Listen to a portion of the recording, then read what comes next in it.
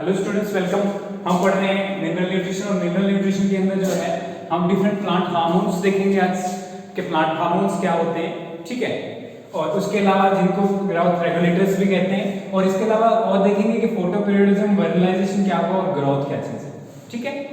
तो सबसे पहले हम प्लांट हार्मोन्स पे चलते हैं। प्लांट हार्मोन्स से पहले हमने जो लास्ट लेक्चर में देखा तो उसमें हमने देखा कि ग्रोथ रेगुलेटर्स, डिफरेंट टाइप के ग्रोथ रेगुलेटर्स देखे जो या तो पॉजिटिवली ग्रोथ को इंपैक्ट करते हैं या नेगेटिवली इंपैक्ट करते हैं। जिसमें अगर पॉजिटिव ग्रोथ जो रेगुलेटर्स होते हैं उसमें हमारे ऑक्सिन्स आ गए, जिबुलिन्स आ गए, साइटोकाइनिन्स आ गई, ठीक है। और नेगेटिव जो ग्रोथ रेगुलेट करते हैं जैसे करके अगर हम एब्सिशन की बात करें या फिर डोमेंसी की बात करें तो उसमें कौन एक्ट करता है, ये जो इथाइलिन और एब्सिसिक एसिड। तो इनको हम डिटेल में देखेंगे आज। तो सबसे पहले ऑक्सिन्स की बात होगी। ऑक्सिन्स के बारे में हमने देख भी लिया था कि ऑक्सिन्स को किसने डिस्कवर किया था।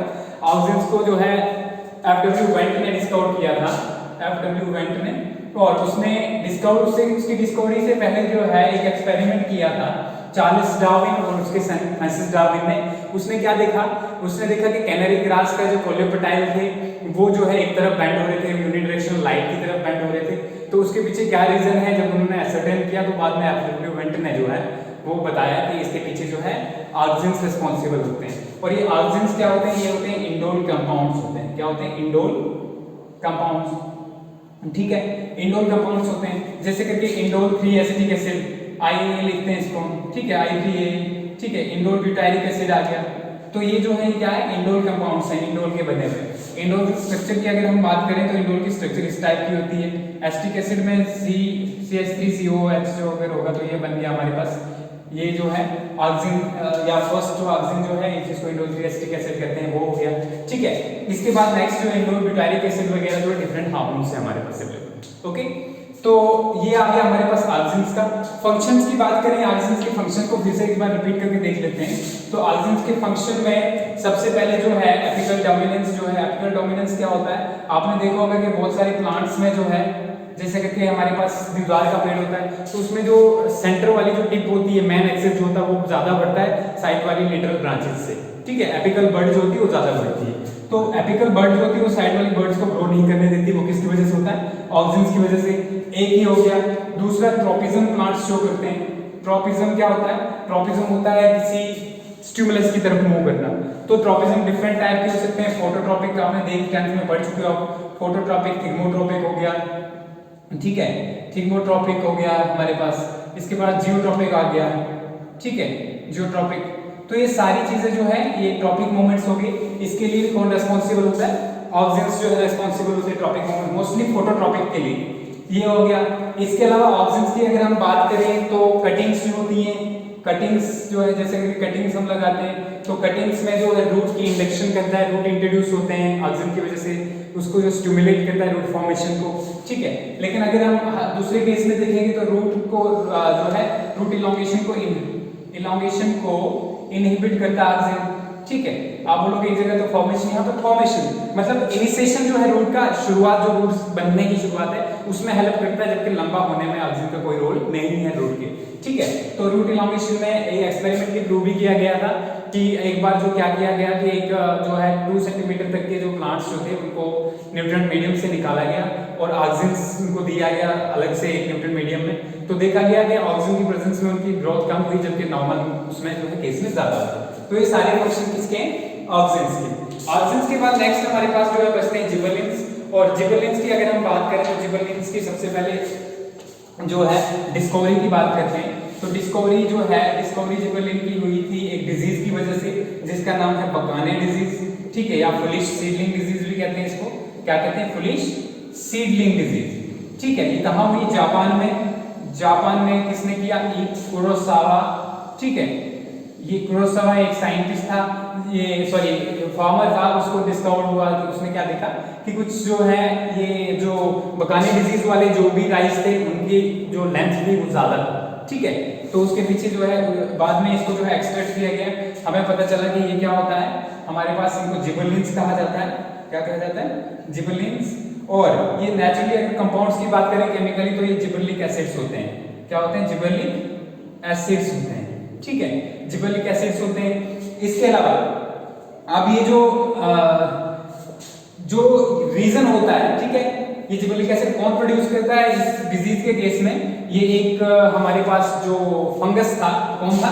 फंगस जिसका नाम था जिब्रेला, GIBBRELLA, जिब्रेला फ्यूजिकोरॉय, ठीक है,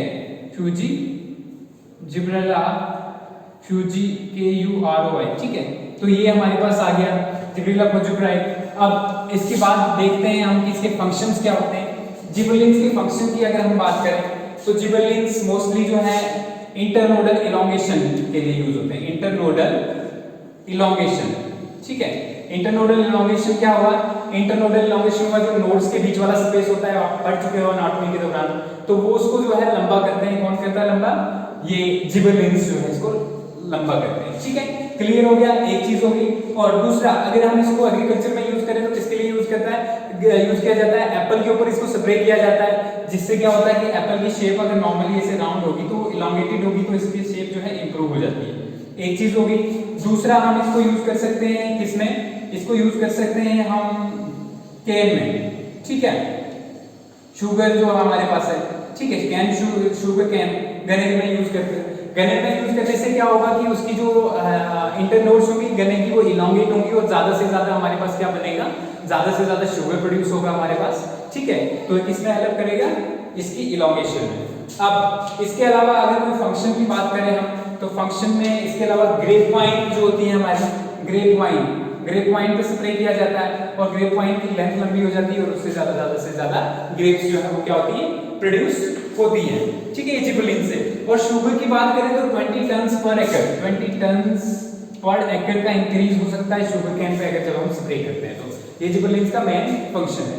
और ये 100 से ज्यादा जिबरेलिन्स अभी तक हमारे पास अवेलेबल है, मोर देन 100 जिबरेलिन्स, जिनको जिबरेलिक एसिड जो है G3A, G2A, G1A वगैरह का नाम जो दिया, 1A, 2A, 3A, इस तरह से नाम दिया हुआ है, ठीक है। जिबरेलिन्स हो गई। इसके बाद नेक्स्ट है हमारे पास तीसरा जो है साइटोकाइनिन, ठीक है, साइटोकाइनिन्स। डिस्कवरी की अगर बात करें तो किसने की थी? तो स्कूग ने। किसने की थी? स्कूग ने की थी। सबसे पहले जो है जो साइटोकाइनिन निकला था उसका नाम था जियाटिन। क्या नाम था? जियाटिन, ठीक है, समझ आ गई? सॉरी, उसका नाम था काइनेटिन। क्या था? काइनेटिन, ठीक है, काइनेटिन। तो कहां से निकला था ये? हैरिंग स्पर्म, एक फिश होती है जिसका नाम हैरिंग, उसके स्पर्म के डीएनए से जो है, स्पर्म डीएनए से जो है वो निकला। फंक्शन की बात करें, जैसे उसका इलॉन्गेशन था। फंक्शंस की बात करेंगे, साइटोकाइनिन्स के फंक्शंस क्या होते हैं? तो साइटोकाइनिन के फंक्शंस में क्या आता है कि सेल डिवीजन के लिए, ठीक है, साइटोकाइनेसिस के लिए। साइटोकाइनेसिस का मतलब है सेल की डिवीजन के लिए मोस्टली जो है सेल को डिवाइड करने में कौन हेल्प करता है? साइटोकाइनिन्स हेल्प करते हैं, ठीक है, क्लियर हो गया। तो यहाँ पे साइटोकाइनिन्स अगर नेचुरल जो प्लांट्स में पाए जाते हैं तो जियाटिन सबसे पहले किससे निकाला गया था? जियाटिन निकाला गया था मेज कर्नल से। मेज मक्की का देखा हुआ है, उसके कर्नल से, ठीक है। तो उसके कर्नल से क्या निकला? जियाटिन निकला, ठीक है। ये भी ये क्या है? साइटोकाइनिन, ठीक है, क्लियर हो गया। तो ये डिफरेंट जो है साइटोकाइनिन्स थे हमारे पास। इसके बाद अगर हम बात करें साइटोकाइनिन्स का तो क्या फंक्शन है? तो रैपिड जो है, रैपिड सेल डिवीजन एक चीज, ठीक है, सेल इलॉन्गेशन में भी हेल्प करते हैं, ठीक है, इलॉन्गेशन में भी हेल्प करते हैं, ठीक है। इसके अलावा अगर बात करें तो फ्लावरिंग में भी हेल्प करते हैं। तो ये डिफरेंट जो है फंक्शंस हैं किसके? इसके, ये जो है अपना साइटोकाइनिन्स का, ठीक है। अब बात करते हैं इथाइलिन। नेक्स्ट हार्मोन हमारे पास क्या था? गैसियस हार्मोन इथाइलिन था, ठीक है। इथाइलिन एक गैसियस हार्मोन है, ठीक है। और गैसियस हार्मोन इसका फंक्शन मोस्टली अगर देखा जाए तो इंड्यूस फ्लावरिंग इंड्यूस करता है, ठीक है। जैसे करके अगर हम कुकुम्बर की बात करें तो उसमें फीमेल फ्लावर्स ज्यादा प्रोड्यूस होते हैं। इसके अलावा पाइनएप्पल में इसको यूज किया जाता है। और मोस्टली अगर इसकी बात करें तो इथाइलिन जो है राइपनिंग हार्मोन भी कहा जाता है इसको। क्या कहा जाता है? Ripening hormone. राइपनिंग हार्मोन इसलिए यूज किया जाता है क्योंकि जो जब आप बनाना वगैरह जो है इन फ्रूट्स में अगर इनको जो है इथाइलिन प्रोवाइड की जाए तो ये जल्दी पकते हैं, ठीक है। या एप्पल वाला हो गया तो इथाइलिन की हेल्प से जो है जल्दी पकते हैं, क्लियर हो गया। अब लास्ट वाला जो है हमारे पास है एब्सिसिक एसिड,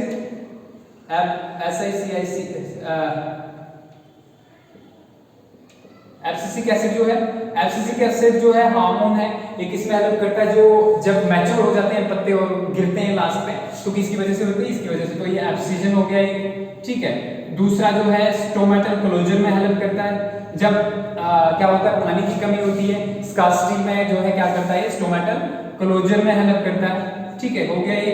इसके बाद अगर हम बात करें एब्सिजन के बाद स्टोमेटल क्लोजर हो गया, स्टोमेटल क्लोजर के बाद और क्या फंक्शंस हैं एब्सिसिक एसिड के, सीड फॉर्मेशन, ठीक है, जब सीड फॉर्मेशन होती है तो उसमें एब्सिसिक एसिड का बहुत ज्यादा रोल होता है। फिर सीड डोर्मेंसी होती है, जब सीड से पूरा पानी निकल जाता है और सीड कुछ देर के लिए जो है ग्रो नहीं कर रहा होता है, रेस्पिरेशन के लिए उसको जो है थोड़ा सा जो कुछ देर के लिए उसके फिजियोलॉजिकल फंक्शंस रुक जाते हैं जब आप स्टोर करके रखते हो सीड को, उसके बाद जब फिर से उसको ग्रो करते हो तो फिर से स्टार्ट हो जाता है।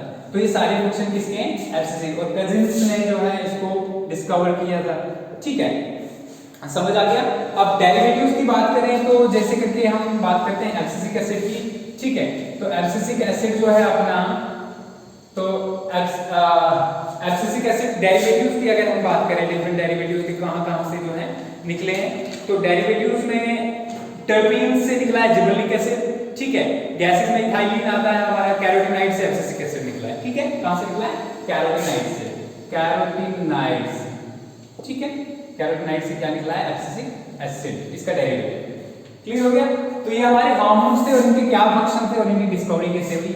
ऑलमोस्ट सबके सब हार्मोन्स जो थे वो कैसे डिस्कवर हुए थे, एक्सीडेंटली। इसके बाद नेक्स्ट है हमारा फोटोपीरियोडिज्म, क्या है, फोटोपीरियोडिज्म, ठीक है।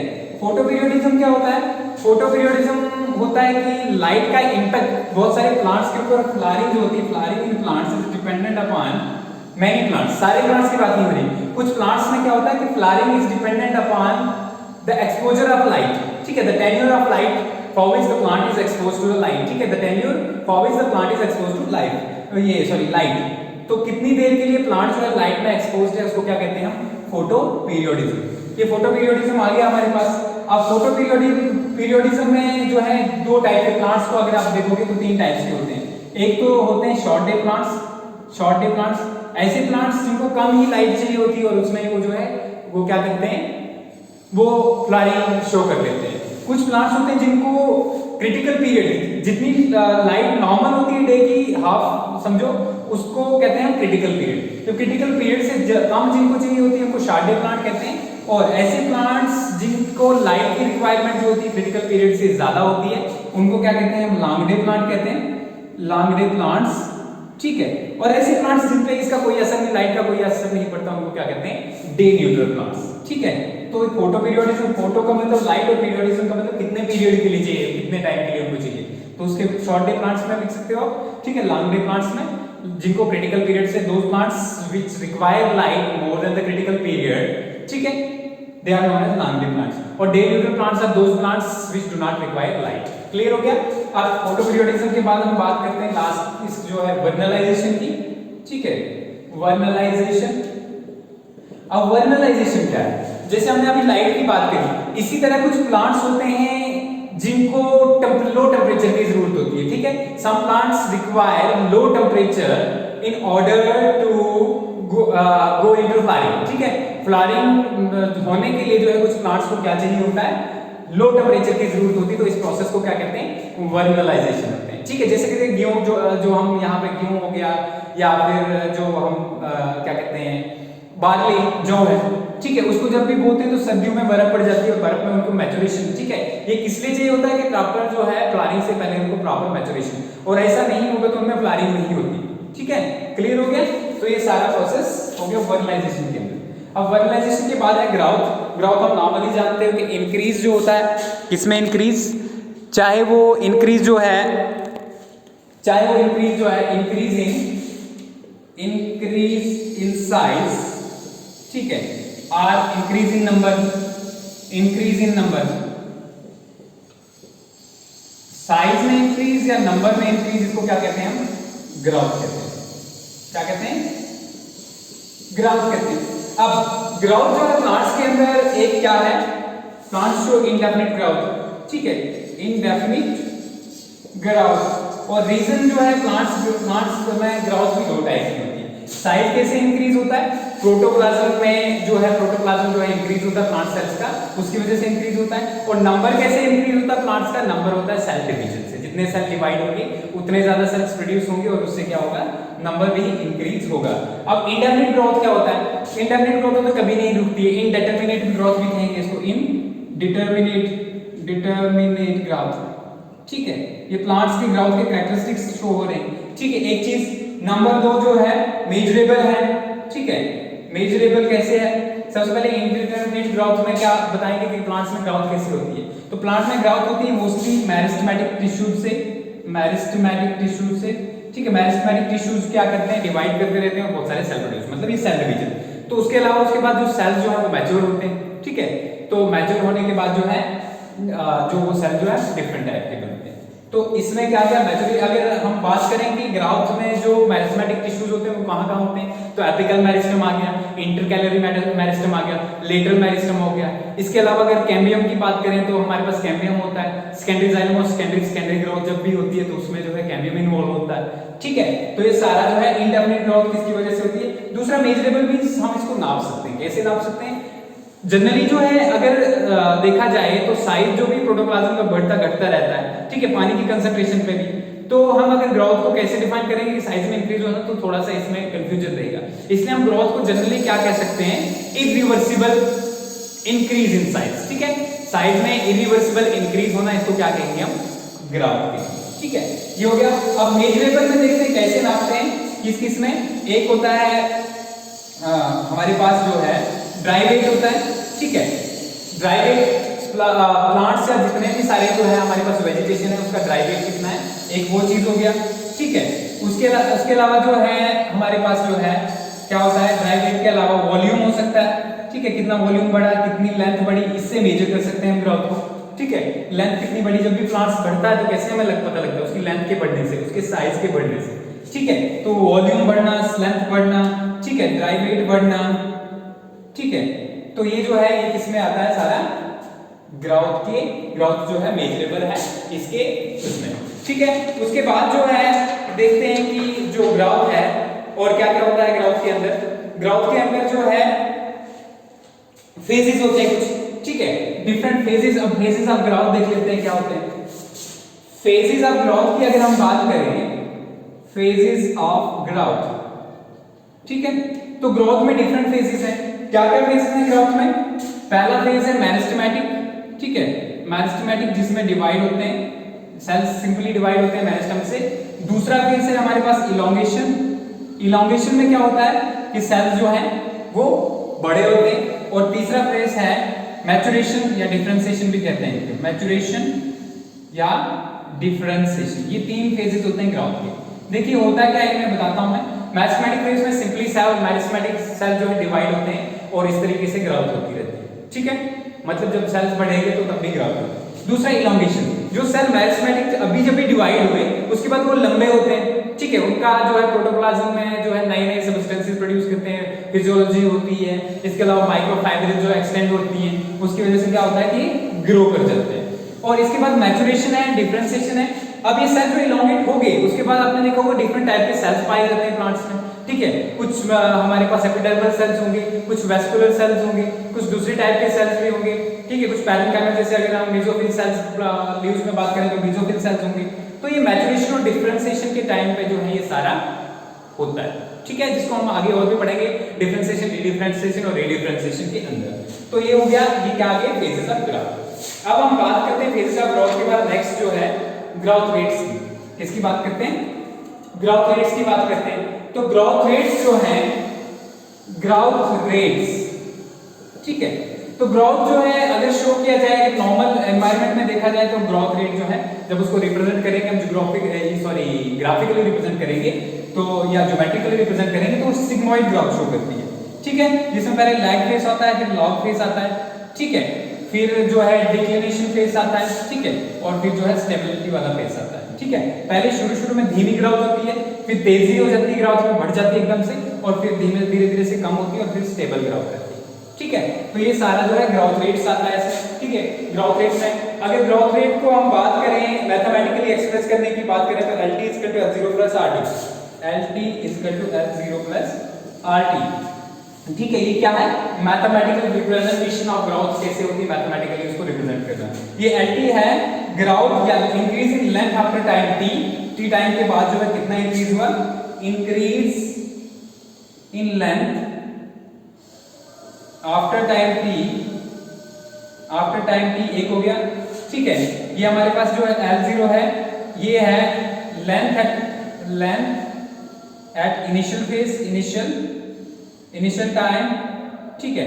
और ये जो है रेट और टाइम है, ठीक है, कितने रेट जो है कितने टाइम के बाद जो रेट क्या रहा, तो कितना टाइम के लिए ग्राउथ हुई, तो इस फॉर्मूले से जो है हमें ग्राउथ निकाल सकते हैं। ये आ गया, ठीक है, तो एक ग्राउथ हो गया सारा। अब कंडीशंस ऑफ ग्राउथ फाइनल पढ़ते हैं। इसमें हम कंडीशंस क्या क्या कंडीशन चाहिए, एक तो वाटर की रिक्वायरमेंट बहुत ज्यादा इंपॉर्टेंट होती है, दूसरा सनलाइट की रिक्वायरमेंट ज्यादा होती है, ठीक है, तीसरा जो है ऑक्सीजन की रिक्वायरमेंट ज्यादा होती है। कैसे होती है रिक्वायरमेंट इनकी ज्यादा, ठीक है, कंडीशंस हैं ये, क्या है, कंडीशंस ऑफ ग्रोथ। अब देखिए कंडीशंस ऑफ ग्रोथ में देखते हैं, वाटर जो है हमारे पास, वाटर जो है एक तो आपने देखा होगा जगह की जब वाटर बढ़ जाता है तो टर्जिडिटी की वजह से सेल भी जो है अपने इलांगेट होते हैं, और इलांगेट होने की वजह से माइक्रोफाइबर्स वगैरह लूज होते हैं और सेल जो है फाइनली ग्रो करता है, ठीक है, एक चीज होगी। दूसरा वाटर बहुत सारे फिजियोलॉजिकल प्रोसेस में रिक्वायर होता है और उसके बिना जो है सोल्यूशन, जब सेल से फॉर्मेशन होगी तो वो वाटर के बिना नहीं हो सकती।